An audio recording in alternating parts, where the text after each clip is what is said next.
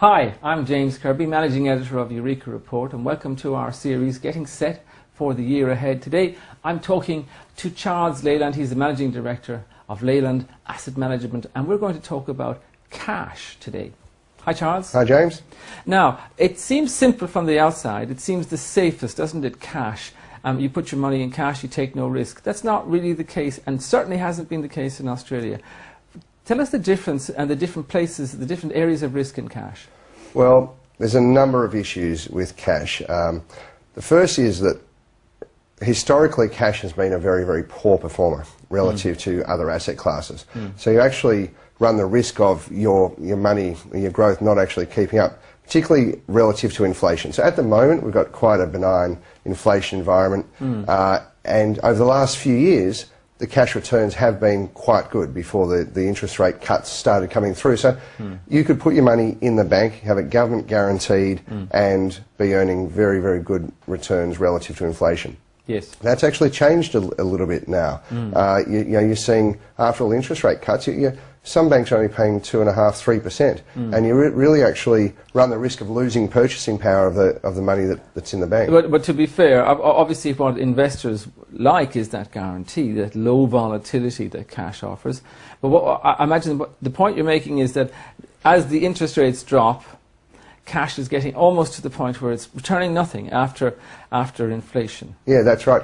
And also you don't get the benefits like you do in shares of fully franked dividends. You've got to pay tax on the cash you're getting in the bank. Isn't there within the banking system and approved deposit taking institutions, which is obviously the safest place to put your money, is run by, because it's managed by APRA, the regulator. But tell me, isn't there still some good fixed term deposits out a couple of years still in the market? You can. You pick and choose. Obviously the banks match their funding requirement with their lending, so sometimes you'll get a rogue year, if you like, that gives you an excellent return. It might be 6 years for 1 week, and then the next year it might be 4 years, and that's where the banks always have those special offers. But it seems to me that they're matching some sort of big loans they've given with their funding needs. So it is there for the eagle-eyed investor prepared to sink money in for 3, 4, 5 years. Sometimes, even now, we get fairly good offerings, don't we? Yeah, well, I was talking more to term deposits. Of course, you get these, the Rabo Directs and INGs of the world, where they ostensibly offer a slightly higher interest rate, and they can do that because they've got very, very low costs of they're running online, effectively, accounts.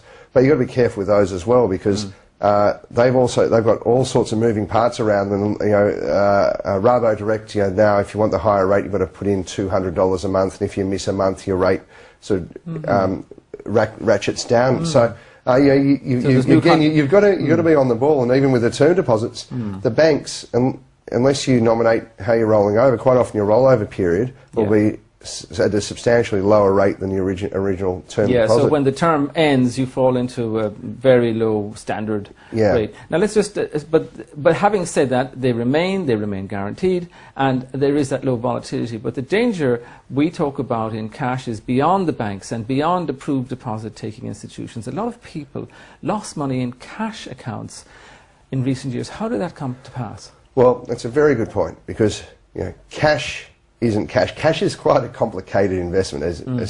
It doesn't sound complicated, but it goes all the way back to the pyramid days, really, where investors wanted that extra 1%, 2%. They didn't realise the extraordinarily high risk that they were taking to actually get those 1 and 2%. And then you have these bank-like businesses. You had Banksia a few months ago.